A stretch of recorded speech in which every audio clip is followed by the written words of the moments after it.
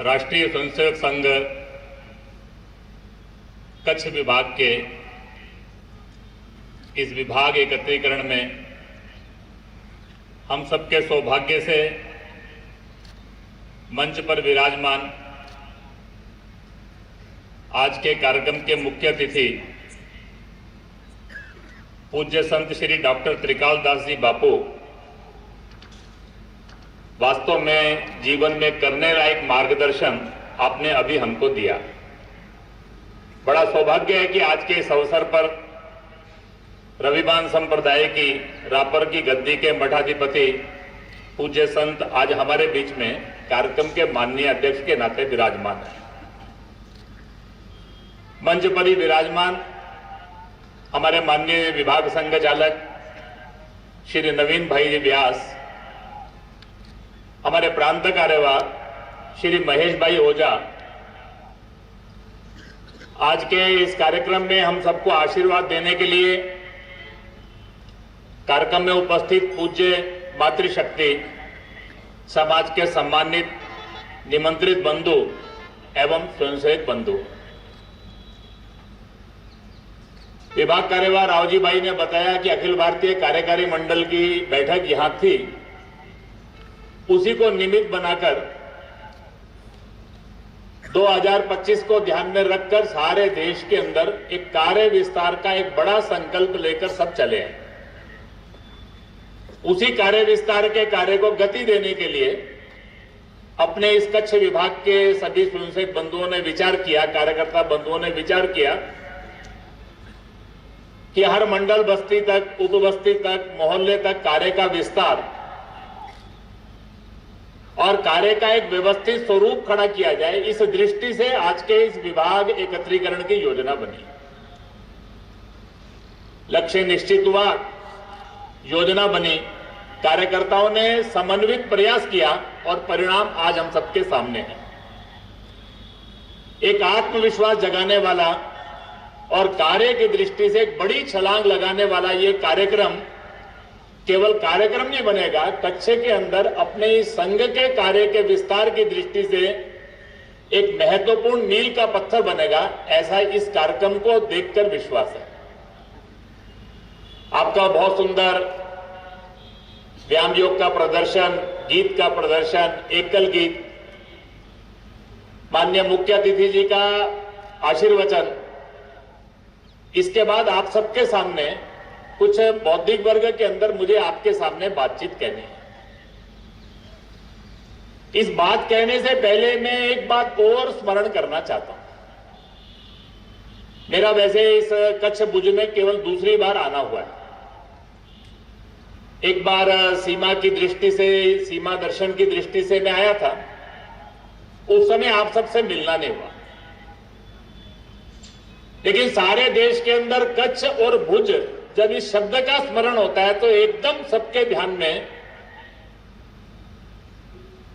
एक तिथि और एक घटना याद आती है जिसको कोई भुला नहीं सकता। वो है 26 जनवरी 2001। वो भूकंप, कम से कम 2-3 पीढ़ी तक तो उसको लोग भूलेंगे नहीं। वास्तव के अंदर एक बहुत बड़ी ऐसी विभीषिका थी। एक बार ऐसा लगा कि कच्छ और भुज नष्ट हो गया, लेकिन मुझे लगता है कि कच्छ और भुज की जो वास्तविक ताकत है, अगर 2001 और 2023 के कच्छ और भुज को देखा जाए तो उसके दर्शन वास्तव में होते हैं। वो जो राख थी, वो जो मिट्टी का ढेर था, उसमें से आज अगर 2023 में कोई आए तो कच्छ और भुज पहले से अधिक ऊर्जा के साथ, पहले से अधिक उत्साह के साथ, आत्मविश्वास के साथ, अपनों को खोने के बाद भी उस दर्द को अपने अंदर दबाकर इस राष्ट्र निर्माण के काम में कच्छ किसी भी कारण से पीछे नहीं रहेगा, ये संकल्प लेकर भुज, अंजार, बचाओ, सारे देश के अंदर ऐसे सब नगरों के नाम ये लोगों की जबान पर हैं। मुझे लगता है कि आज के इस कार्यक्रम के प्रारंभ में मेरा कर्तव्य है आप सबके प्रति एक बार हार्दिक संवेदनाएं व्यक्त करते हुए इस कच्छ की जिजीविषा को जो कभी कच्छ को नष्ट नहीं होने देगी, उसको प्रणाम करना।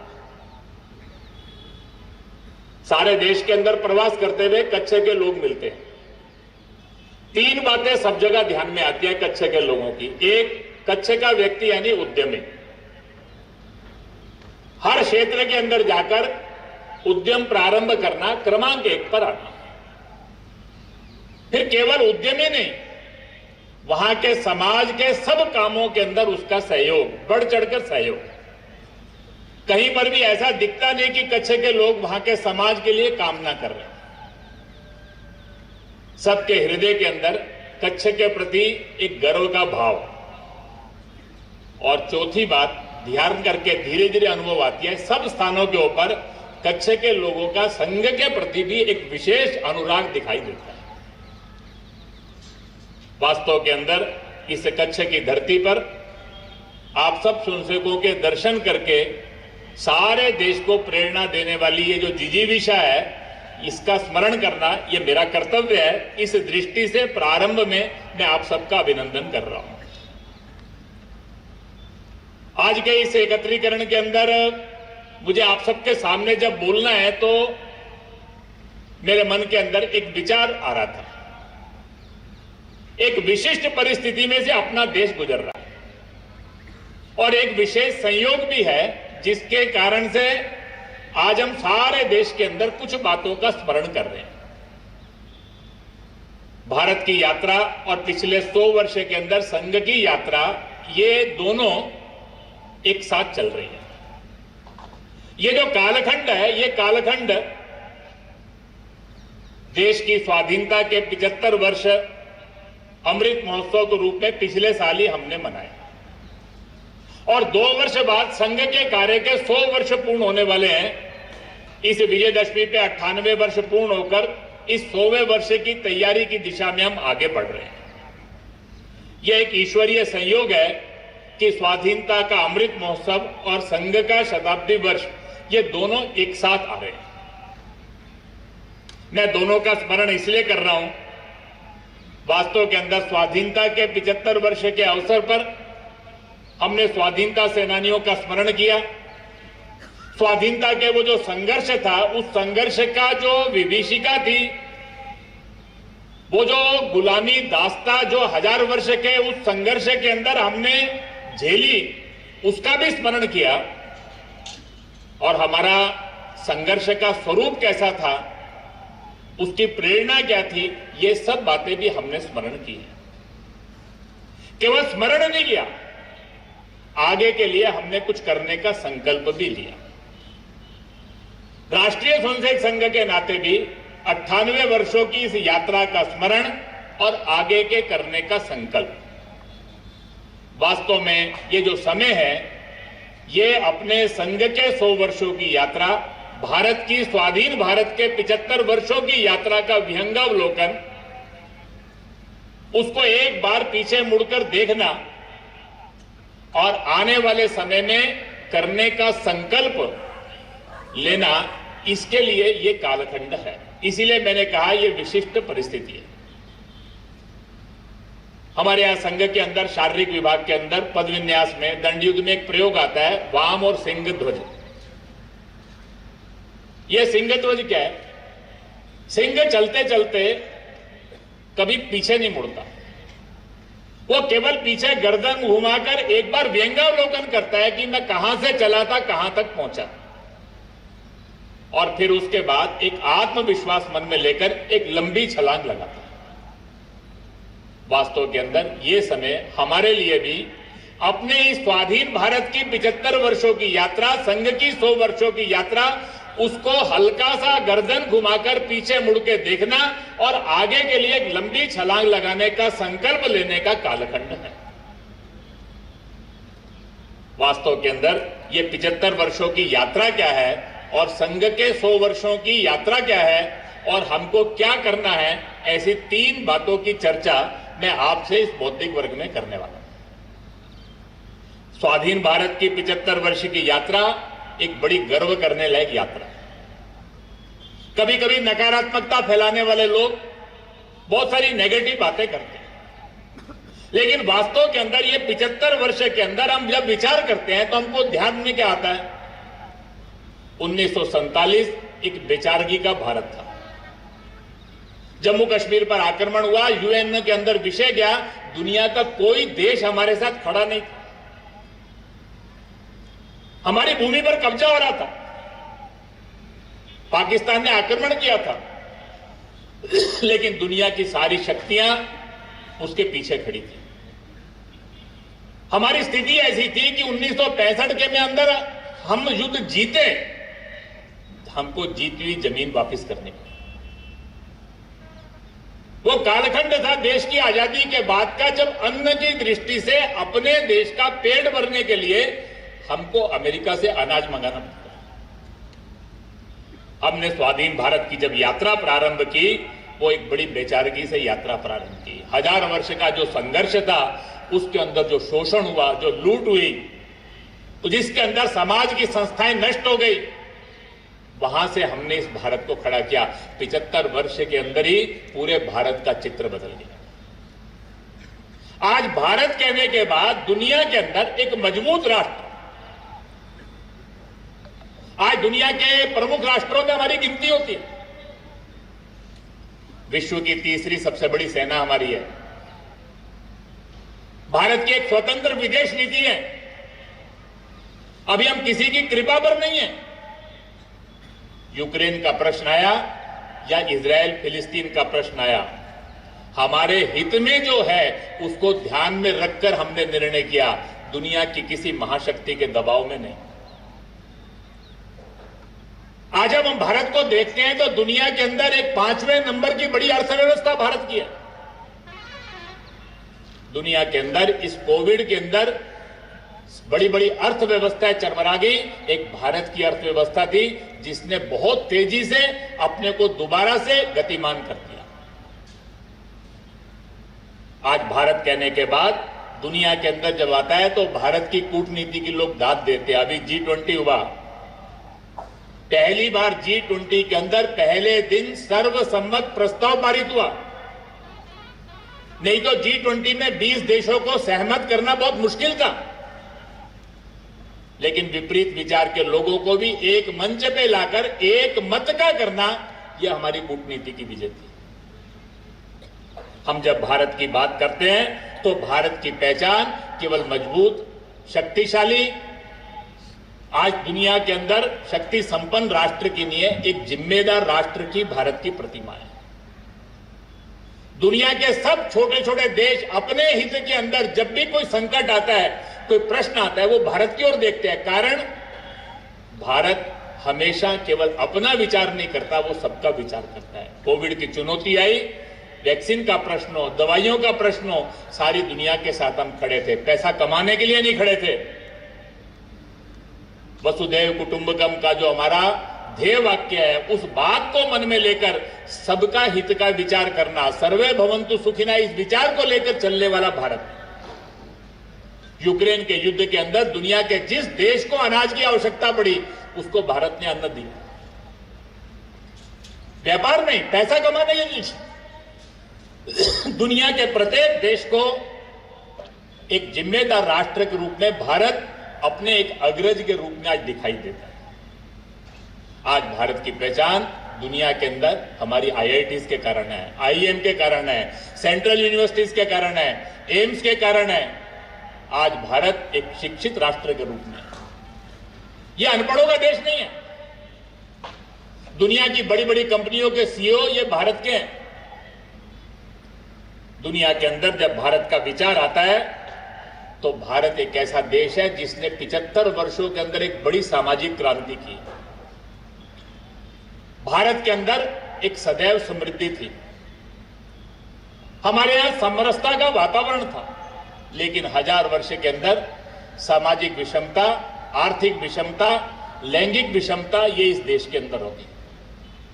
इस्लाम के आक्रमण के अंदर लड़ते लड़ते, क्योंकि महिला की ओर उसकी देखने का एक दृष्टिकोण था, इसलिए भारत की बेटी, भारत की महिला ये घर के अंदर बंद हो गई। सामाजिक जीवन में उसकी भूमिका नहीं हुई।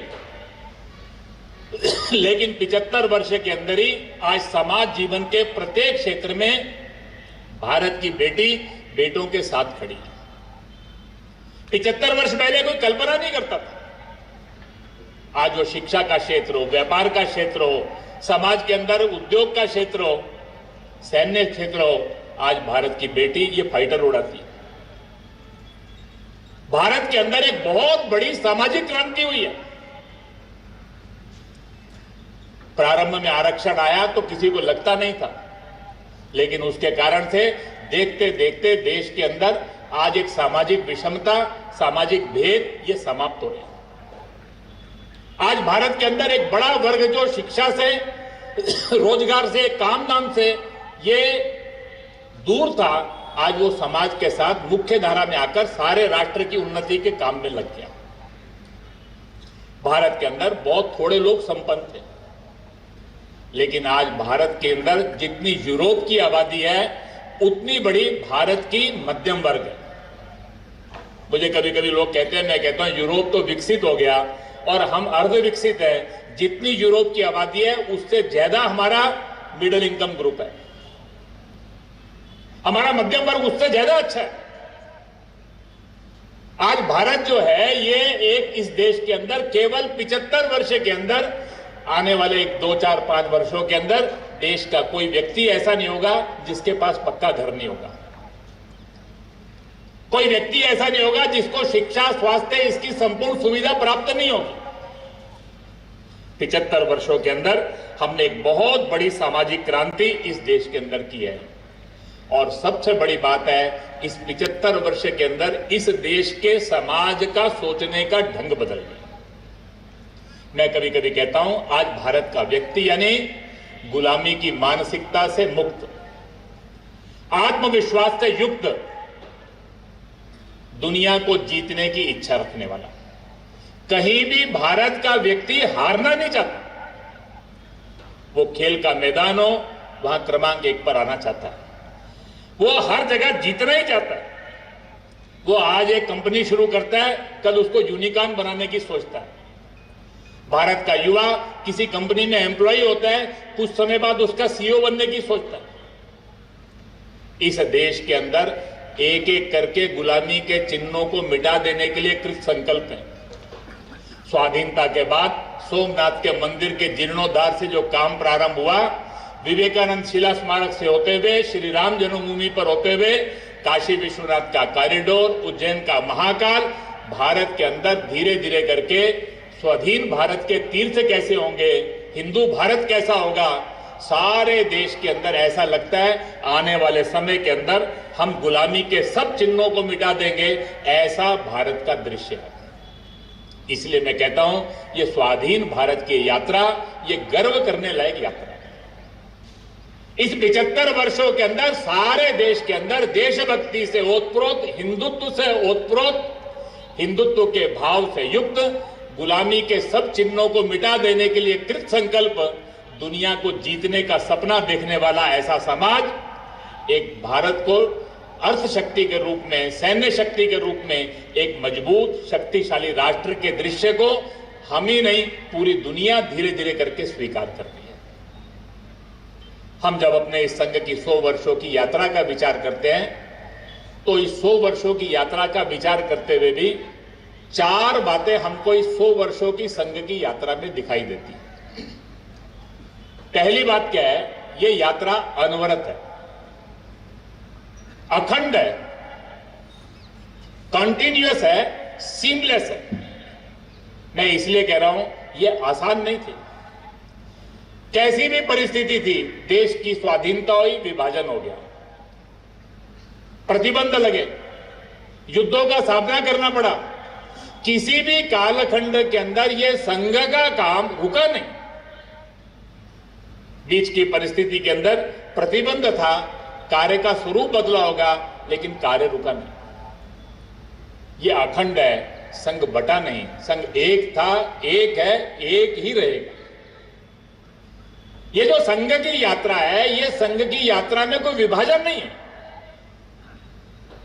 संघ की यात्रा इस कालखंड के अंदर कितने काम संगठन चले, वो एक के अनेक हो गए, हम एक थे, एक ही है। और हमारी ये यात्रा निरंतर वर्धिष्णु है, कॉन्टिन्यूअस इवॉल्विंग, लगातार नई नई चीजें संघ के अंदर आ रही है। हर आयु वर्ग की शाखा, विविध संगठन, संघ के स्वयंसेवक, समाज के अंदर समाज के आंदोलन, समाज परिवर्तन गतिविधियां, समाज की सज्जन शक्ति का जागरण, नए नए काम ये संघ के अंदर जुड़ते चले जा रहे हैं। वास्तव के अंदर ये यात्रा इतनी सरल नहीं थी। प्रारंभ के लोग जिन्होंने कालखंड संघ का काम किया, उनको एक बड़ी उपेक्षा सहनी पड़ी। लोगों को लगता नहीं था संघ कुछ करेगा, कुछ होगा, यह विश्वास नहीं था। बड़े बड़े लोग संघ को आकर कहते थे, इस शाखा चलाने से, दंड चलाने से, गणवेश डालने से, कार्यक्रम करने से कुछ होने वाला नहीं है। कुछ करना है तो हमारे साथ आइए। लेकिन अपने संघ के लोग उस कालखंड के अंदर ये संघ का कार्य ईश्वरीय कार्य है। ये जो हमारे मन के अंदर एक दृढ़ विश्वास है, ये संगठित हिंदू समाज का चित्र खड़ा करना, ये ईश्वरीय योजना का हिस्सा है। ये जो पूजनीय डॉक्टर साहब ने हमको प्रारंभ से कहा, अपने नेतृत्व के प्रति श्रद्धा और विश्वास, अपनी कार्य पद्धति के प्रति श्रद्धा और विश्वास, जो कुछ होगा इस कार्य पद्धति से होगा। और हमारा नेतृत्व हर परिस्थिति में जो मार्गदर्शन करता है, वो मार्गदर्शन अपने आप में पूर्ण है, ये विश्वास मन में लेकर। और संघ के स्वयंसेवकों ने अपने अंदर निस्वार्थता, प्रामाणिकता और तनमन धन पूर्वक देश पहले, समाज पहले, बाकी सब बातें बाद। ये जो संघ के स्वयंसेवक ने अपने अंदर जो कहूंगा तो करूंगा, जो करता हूं वही कहूंगा, कथनी और करनी में अंतर नहीं, निस्वार्थता, किसी भी कोने के अंदर, हृदय के संघ के अंदर आने के बाद कभी मन में यह भाव नहीं आएगा कि मैं संघ में आया, मुझे क्या मिलेगा, मुझे क्या मिला। प्रामाणिकता, तन मन धन पूर्वक मेरा जो कुछ है वो संघ का है, अपनी चमड़ी अपनी दमड़ी, समय धन, जो संघ कहेगा वो करूंगा। ये जो तीन बातें थी, हमारा विश्वास कि ये ईश्वरीय कार्य है, अपनी कार्य पद्धति और नेतृत्व के प्रति श्रद्धा और आस्था, और स्वयंसेवक के अंदर निस्वार्थता, प्रामाणिकता और तन मन धन पूर्वक संघ का काम करने का ये जो भाव है, इन तीन बातों के आधार के ऊपर वो जो उपेक्षा थी, उस उपेक्षा में से निकलकर दिखने वाला काम हो गया। जब दिखने वाला काम हो गया तो विरोध प्रारंभ हो गया। 2 बार संघ पर प्रतिबंध लगे। बड़े बड़े लोग संघ को लेकर आरोप लगाते थे, दुष्प्रचार करते थे। ऐसे ऐसे लोग जिनकी दुनिया सुनती थी, जिनकी बातें समाचार पत्रों में छपती थी, वो सब लोग संघ पर झूठे झूठे आरोप लगाते थे। संघ को विदेशों से पैसा आता है, संघ के CIA से संबंध है, ऐसे ऐसे आरोप लगते थे जिसको सुनकर आज कभी कभी सब स्वयंसेवकों को हंसी भी आएगी। लेकिन वो समय ऐसा था, लोग उन्हीं की बात सुनते थे। उस सारे विरोधों में से भी हम निकले। हम संघ के लोगों ने एक मन में निश्चय किया, संभवतः हमारे भाग्य में ही है कि यह विरोध होगा।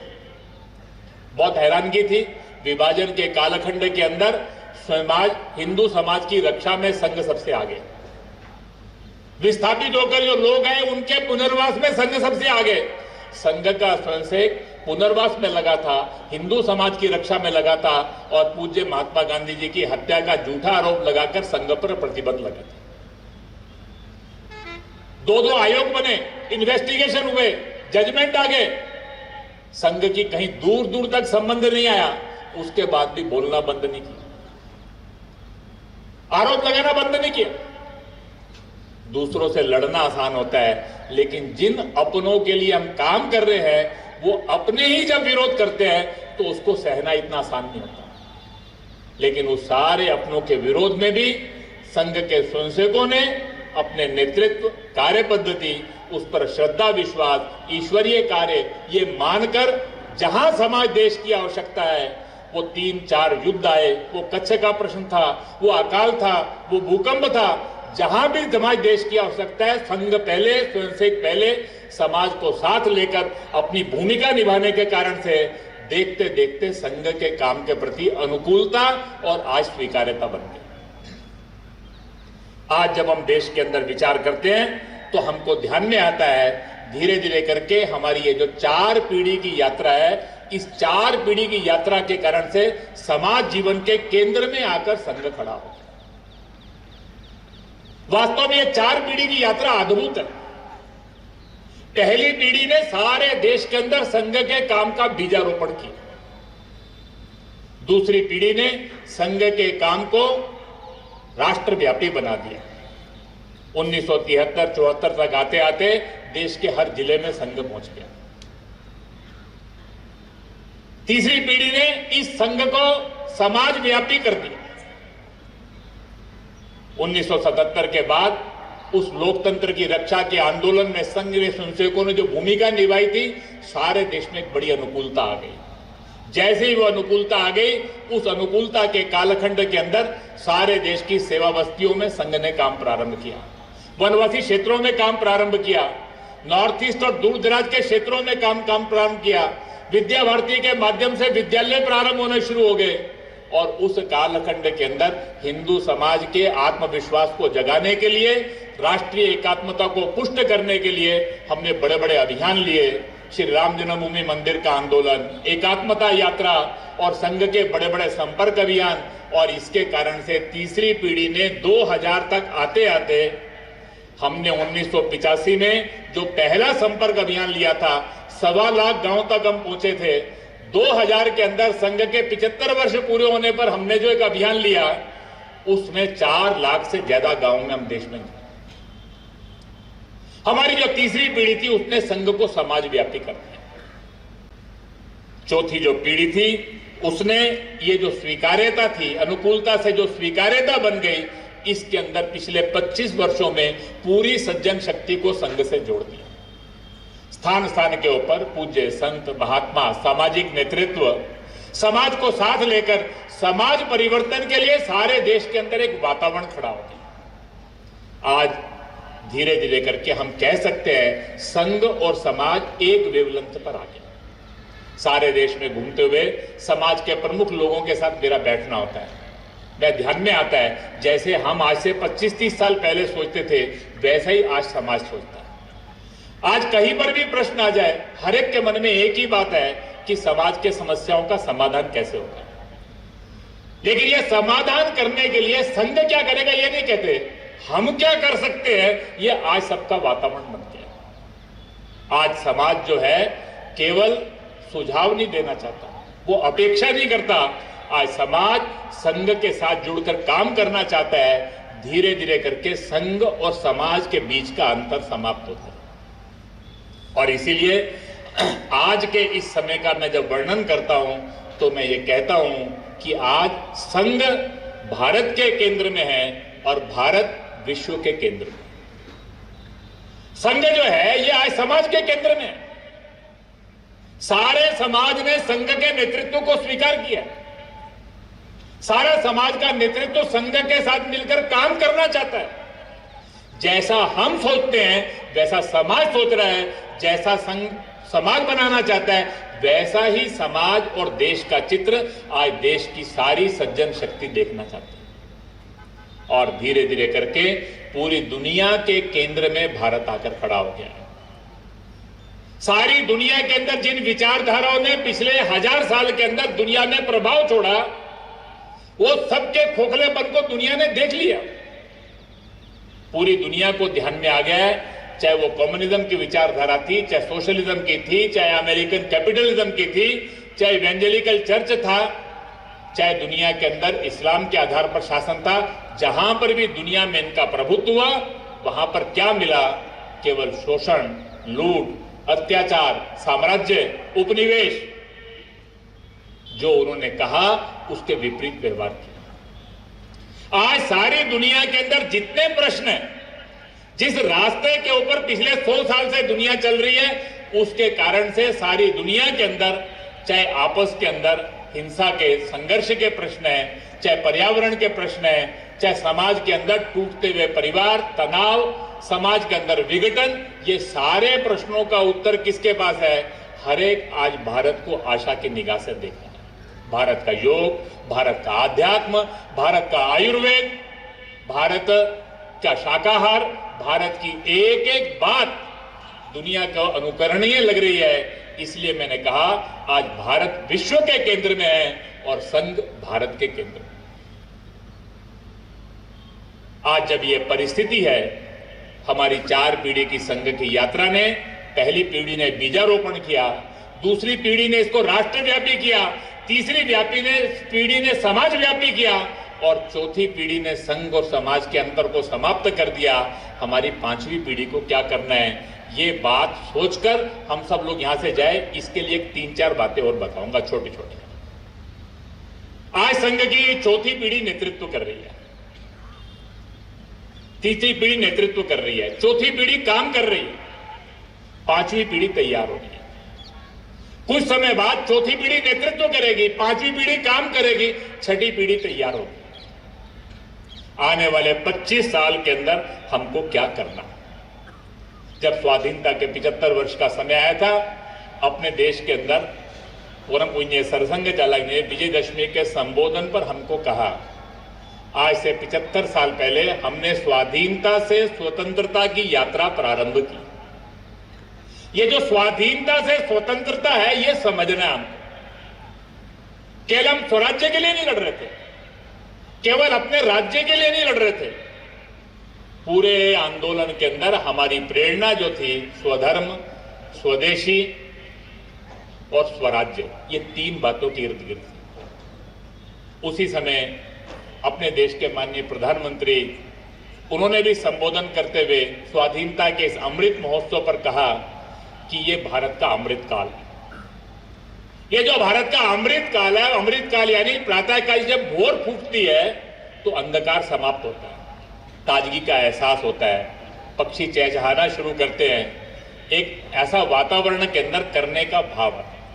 धीरे धीरे करके सूर्य उगना शुरू होता है, दैदीप्यमान होता है, वो पूरी धरती को आलोकित कर लेता है। उन्होंने कहा ये जो 25 वर्ष का कालखंड है, ये 25 वर्ष के कालखंड के अंदर इस अमृत काल के बाद भारत का सूर्य दैदीप्यमान होकर पूरे विश्व को आलोकित करना चाहिए। और इसीलिए उन्होंने आह्वान किया, we have to resolve for next 25 years. हमको आने वाले 25 सालों का संकल्प लेना है।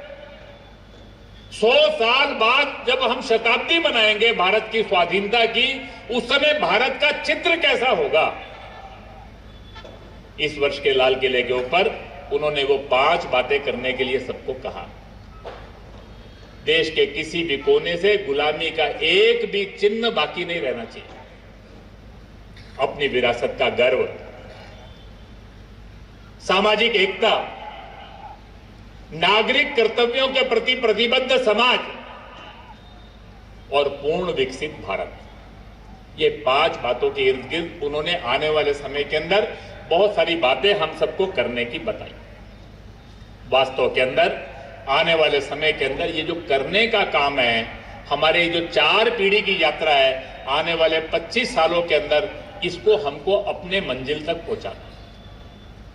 इस दृष्टि से हमारी चौथी, 5वीं और 6ठी पीढ़ी को मिलकर क्या करना है, तो 4 काम है हम सबके करने के लिए। मैंने बताया, पहली पीढ़ी ने राष्ट्रव्यापी कार्य किया, दूसरी ने समाज बीजारोपण किया, दूसरी ने राष्ट्रव्यापी किया, तीसरी ने समाजव्यापी किया, चौथी पीढ़ी ने अपने इस काम को संघ और समाज को एक कर दिया। हमको क्या करना है, तो हम जब विचार करते हैं तो हम राष्ट्रव्यापी हैं, समाजव्यापी हैं, अभी सर्वव्यापी और सर्वस्पर्शी नहीं है। हमारे विभाग कार्यवाही ने हम सबको बताते हुए कहा, अभी भी कुछ मंडल छूट गए, अभी भी कुछ बस्तियां छूट गई। हम जब बस्तियों का विचार करते हैं तो कुछ उपबस्तियां छूट गई, मंडल के कुछ गांव छूट गए। एक 500 से ज्यादा गांवों के संसेद यहां पर है, लेकिन बहुत सारे गांव छूट गए। 2025 के अंदर जब अपना ये शताब्दी वर्ष का विस्तार का ये जो अभियान है ये पूरा होगा, तो हम सबको ध्यान में आना चाहिए, ये आज का कार्यक्रम हमारा लक्ष्य नहीं है, ये कार्यक्रम माध्यम बनना चाहिए।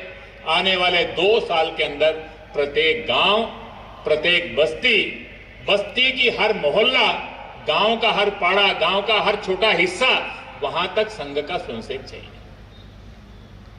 वहां तक अपने कार्य का स्वरूप चाहिए। अभी हम राष्ट्रव्यापी हैं, समाजव्यापी हैं, हम सर्वस्पर्शी नहीं, सर्वव्यापी नहीं। एक भी कोना ऐसा नहीं रहे जहां अपने इस संघ के कार्य की पहुंच न हो। इस दृष्टि से इस कार्यक्रम के बाद एक बड़े कार्य के विस्तार की छलांग हम सब लोग लगाएं, ये पहली बात। दूसरी बात, 1000 साल हम दो शक्तियों से लड़े, कट्टरपंथी इस्लाम और इवेंजेलिकल चर्च। पिछले 100 वर्षों के अंदर दो और शक्तियां हैं जिनसे हम लड़ रहे हैं, एक कम्युनिज्म, माओइज्म, कल्चरल मार्क्सिज्म, इसका जो विचार है, और दूसरा दुनिया के अंदर जिसको आज अमेरिकनिज्म कहते हैं, कैपिटलिस्ट फोर्सेस कहते हैं, ग्लोबल मार्केट फोर्सेस कहते हैं। वास्तव के अंदर ये जो चारों शक्तियां हैं, ये चारों शक्तियों से हम लड़ रहे हैं। बहुत सारी बातें हमको दिखाई देती है, उसकी चर्चा कर नहीं सकते, उसका समय नहीं है। लेकिन ये सारी शक्तियां जो हैं, ये धीरे धीरे करके जैसे जैसे हिंदुत्व का वातावरण बनता गया, देशभक्ति का भाव जगता गया, अपना देश ताकतवर होता गया, संघ भी ताकतवर होता गया, समाज के केंद्र में आ गया, धीरे धीरे करके शक्तियां परास्त हो रही हैं।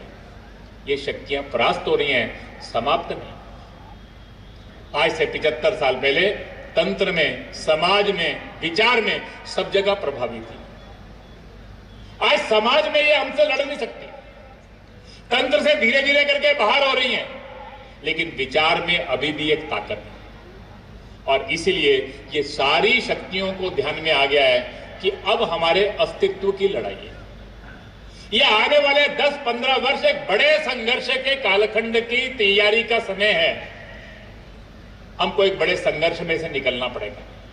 ये जो सारी शक्तियां हैं, ये शक्तियां, उनको ध्यान आ गया हम अकेले अकेले नहीं लड़ सकते, इसलिए ये एकजुट हो गई। और इन सब लोगों के लिए कॉमन एनिमी क्या है, समान शत्रु क्या है, वो 3 बातें हैं, भारत, हिंदू और संघ।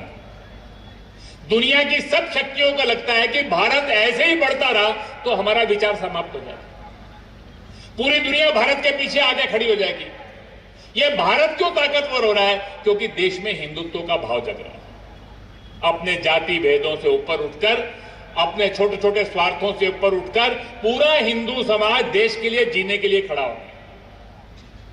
ये सारे देश में हिंदुत्व का भाव क्यों बढ़ रहा है? क्योंकि संघ मजबूत हो रहा है।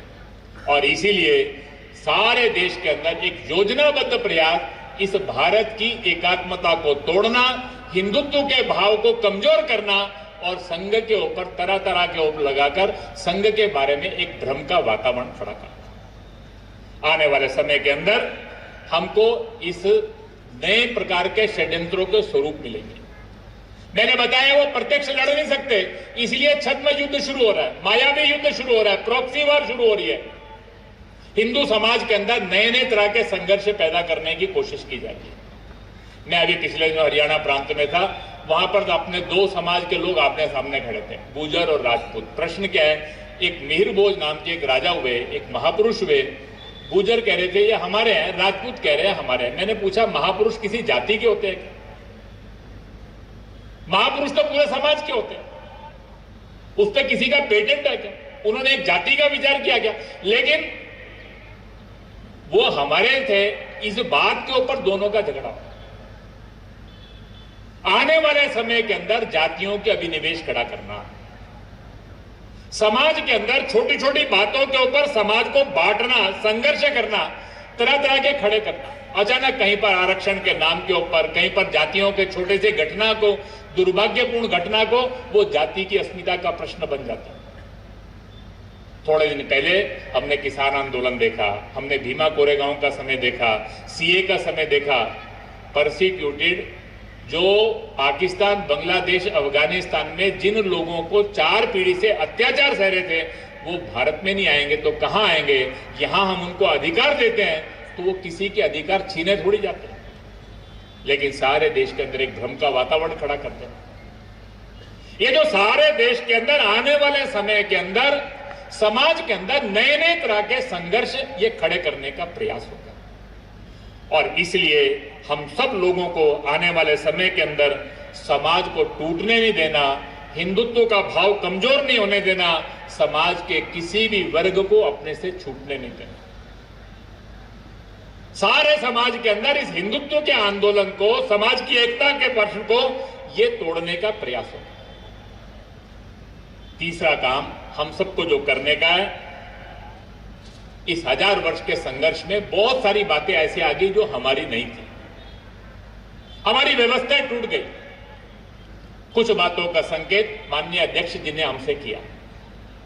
भारत के हिंदू की पहचान किसके साथ होनी चाहिए? तो वो 5 बातों के साथ होनी चाहिए। भारत का व्यक्ति यानी नागरिक कर्तव्यों के प्रति प्रतिबद्ध। भगिनी निवेदिता से किसी ने प्रश्न किया, देश स्वाधीन हो गया तो देशभक्ति का मापदंड क्या है? उन्होंने कहा, नागरिक कानूनों का पालन करना, नागरिक कर्तव्यों का पालन करना, यही देशभक्ति का पैमाना है। देश गुलाम है तो उससे लड़ना पड़ता है, ये देशभक्ति है। त्याग और बलिदान करना पड़ता है। लेकिन देश स्वाधीन हो गया तो देश के कानून है, देश का संविधान है, उसको मानना। देश के अंदर सामान्य व्यक्ति के अंदर भ्रष्टाचार, सामान्य व्यक्ति के अंदर अपने स्वार्थों के लिए कानून को तोड़ना, ऐसी जो अनेक बातें हैं, ये समाप्त होनी चाहिए। सारे देश के अंदर स्वदेशी का भाव आना चाहिए। अपनी भाषा, अपनी वेशभूषा, अपना खान पान, अपने महापुरुषों का गौरव, अपने जीवन के अंदर अपने देश की बनी वस्तुओं का उपयोग, नागरिक कर्तव्यों के प्रति प्रतिबद्ध, स्वदेशी के भाव से ओतप्रोत सामाजिक समरसता का आचरण। हिंदू समाज का विचार है, सबके अंदर भगवान का अंश है, तो कोई छोटा बड़ा नहीं हो सकता, किसी से भेद नहीं हो सकता। किसी का किसी परिवार में जन्म हुआ, इसके कारण से वो व्यक्ति हमारे लिए त्याज्य नहीं हो सकता, अस्पृश्य नहीं हो सकता। सारे देश के अंदर ये जो सामाजिक समरसता है, भारत माता की संतान, हम सब सगे भाई, हम सब भारत माता की संतान सगे भाई, हमारा एक खून का रिश्ता, कोई छोटा नहीं, कोई बड़ा नहीं, कोई अमीर नहीं, कोई गरीब नहीं, कोई ऊंची जाति का नहीं, कोई नीची जाति का नहीं, हम सब एक हैं। ये जो आचरण और व्यवहार है, ये भाषण में नहीं, कार्यक्रम में नहीं, हमारे परिवार में दिखना चाहिए, हमारे गांव में दिखना चाहिए। हमारे गांव के मंदिर में सबको प्रवेश चाहिए, हमारे गांव के अंदर कुआं सबके लिए समान चाहिए, जातियों के शमशान की परंपरा समाप्त होनी चाहिए, सबके समान शमशान चाहिए। समाज जीवन के अंदर जहां जहां पर भी भेद है, वो सब भेद हम समाप्त करेंगे। आज जो पर्यावरण का प्रश्न है, ये जीवन शैली का प्रश्न है। जीवन के अंदर छोटी छोटी बातें जिससे पर्यावरण का संरक्षण होता है, ये हमको करने की है। प्लास्टिक का उपयोग कितना करना, पानी का उपयोग कितना करना, पानी को कैसे बचाना, छोटी छोटी बातें ये जीवन के अंदर आनी चाहिए।